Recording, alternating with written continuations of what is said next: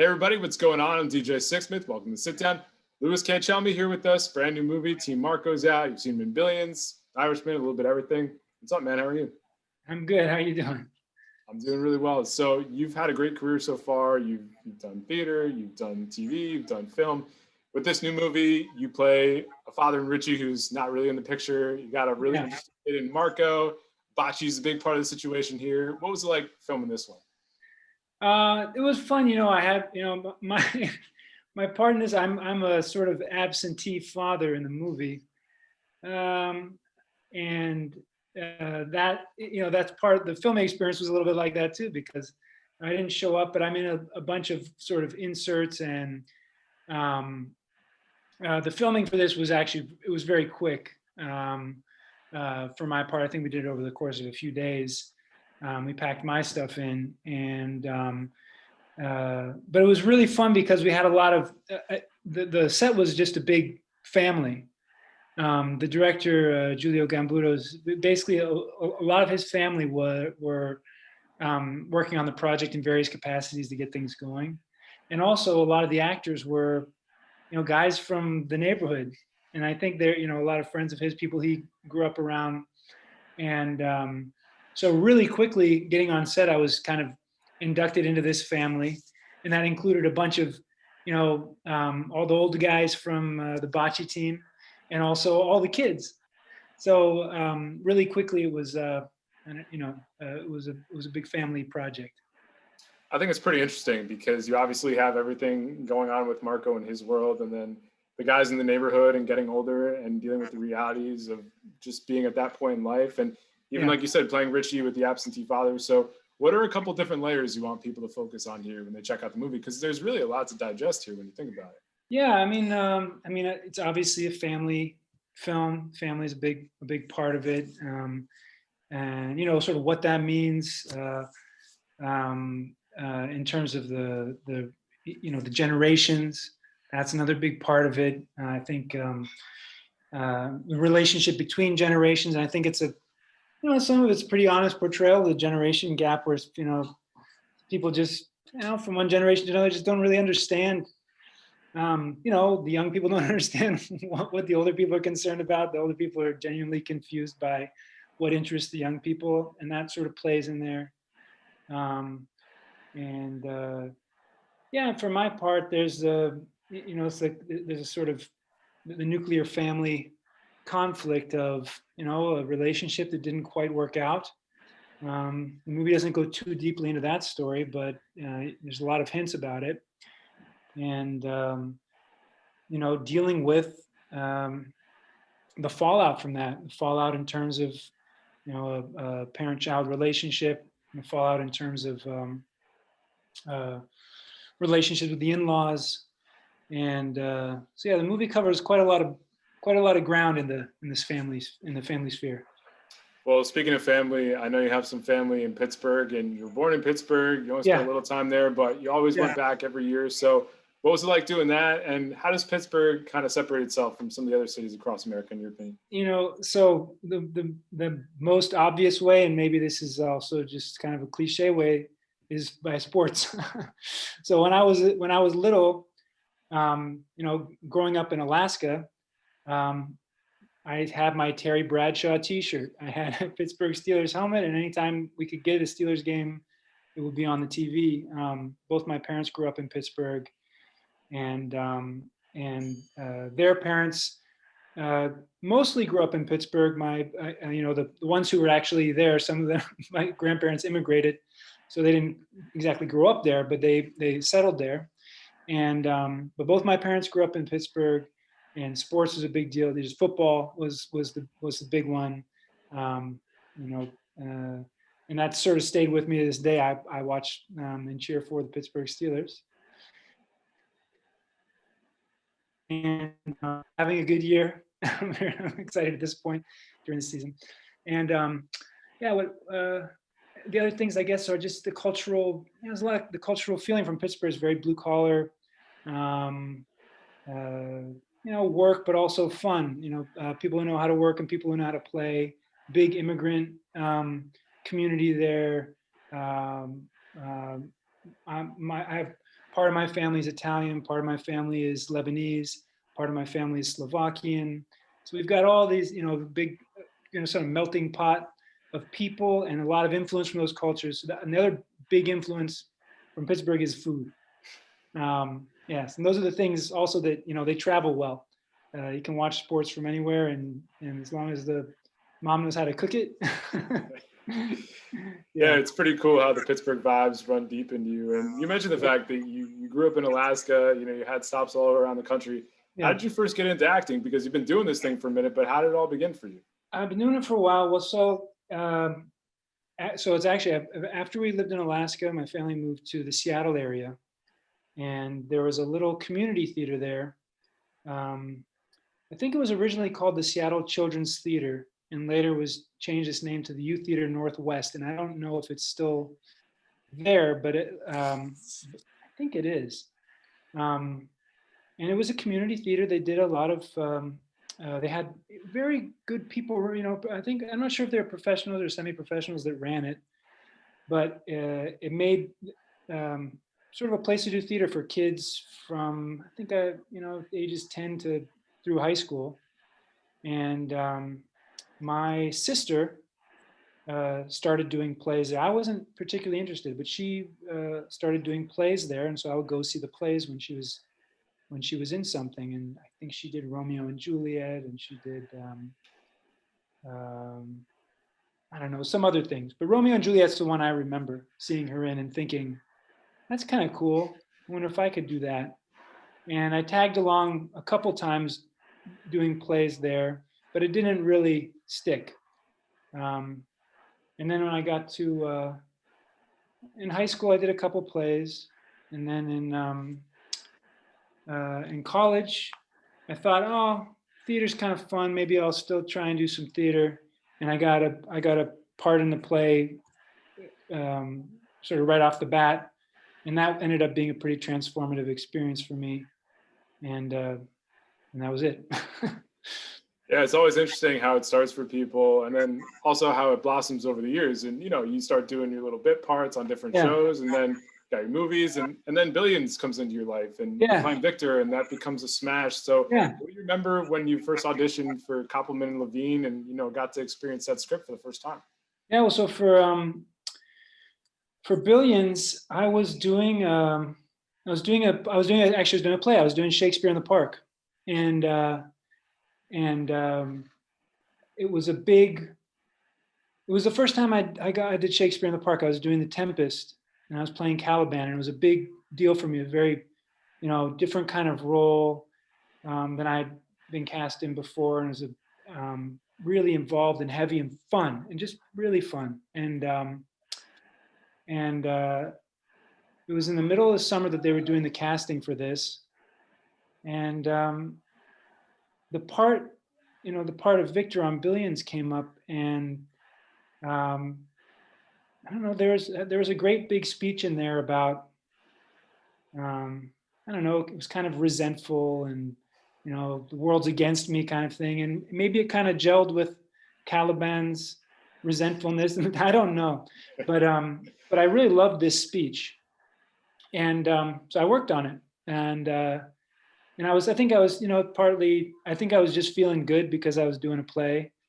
And when I went in to meet those guys, it's such a great team. The people on Billions, I have to say, all the producers from top to bottom, a really great team. And that room, the audition room, I think I had already auditioned for the casting director, who's also wonderful.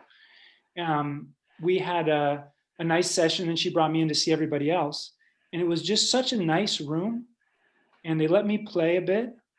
And when somebody lets you play, or at least with me, if you let me play, I like to play.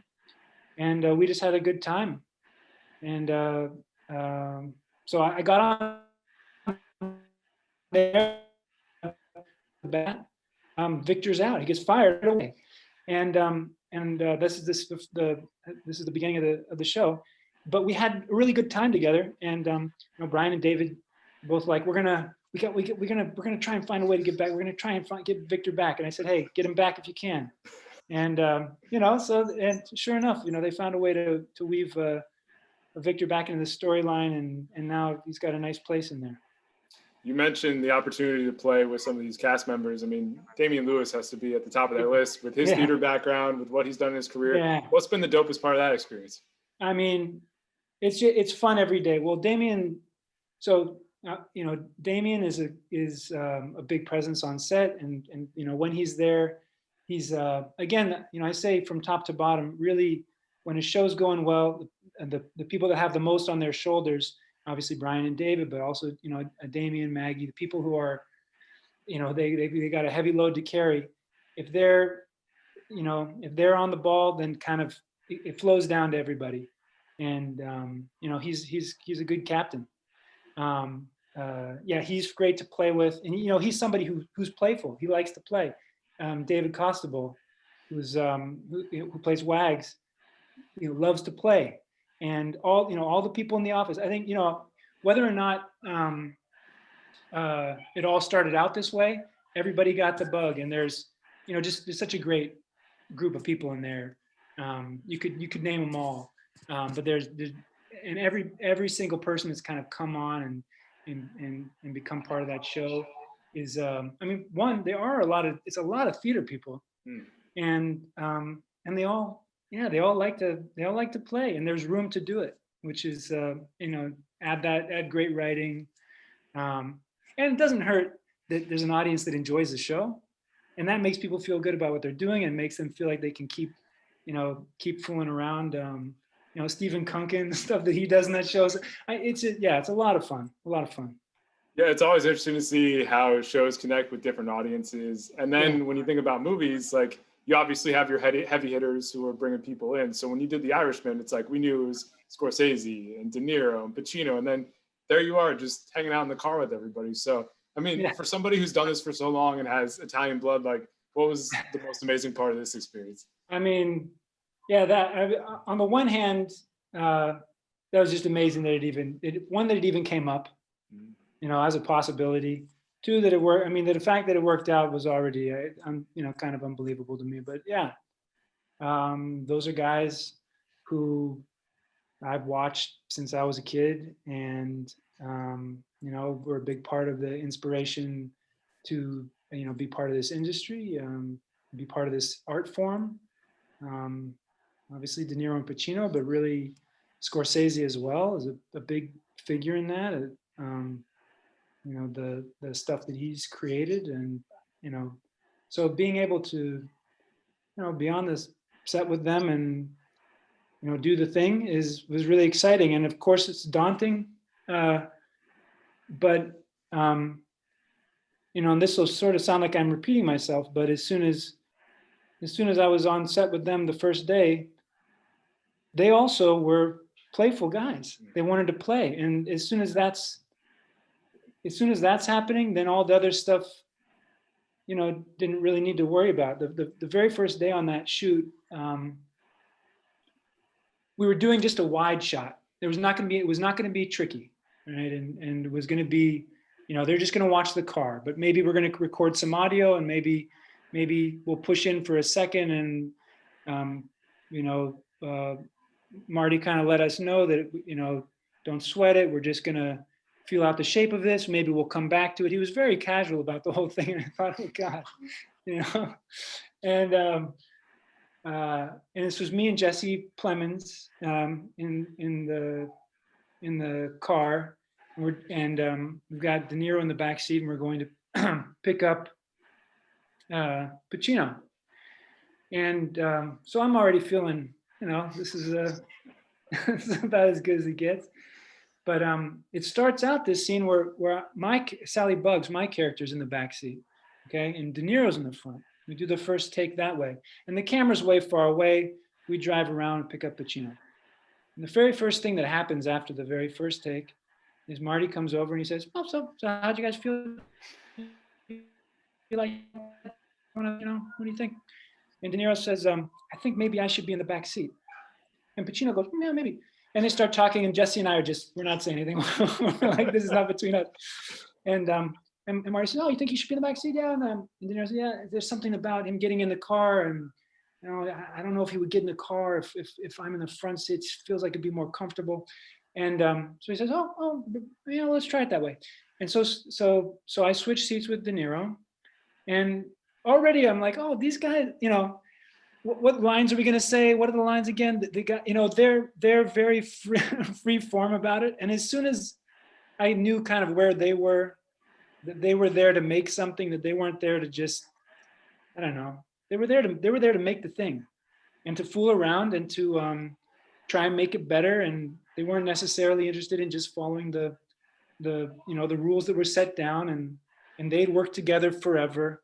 De Niro and Scorsese anyway, that had a relationship that didn't require a whole lot of words. They just sort of did little nods at each other, and they knew what had to happen. And so that kind of relaxed everything really quickly. And then, I don't know. I could go on about that. That's a great story right there. Even Marty just being willing to adapt, and somebody in his position could have been like, no, we're going to keep it that way, but he adjusts instantly. And the other thing about that is funny, the way that it was in the script in a particular way that Sally Bugs should be in the back seat, because there's a danger with Sally Bugs being in the back seat because he strangles people and stuff. And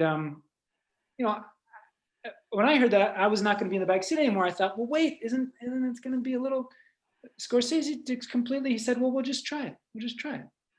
He wasn't worried. He wasn't nervous. He didn't think, oh, what does that change? How's this going to? He just trusted that De Niro's instinct was right, or that it was at least worth investigating. And obviously, it helps to have the resources to be able to investigate.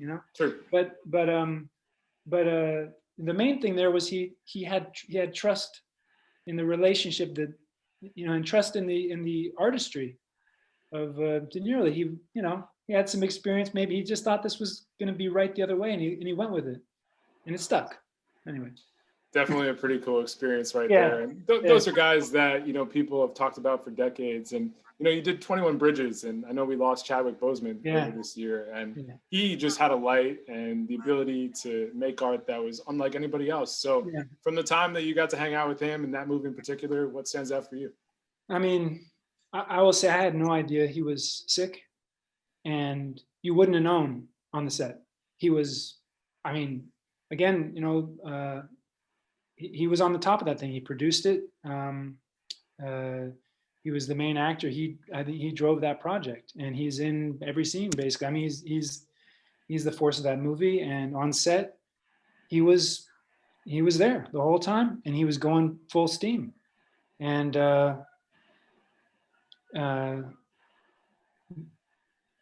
can't really say what a shock it was to learn not only that he had died, but that he had been sick for a while. And I don't know, it was very moving for me to know that somebody could put, I don't know, what is some really dark news, something that could really lower your morale and, sideline you.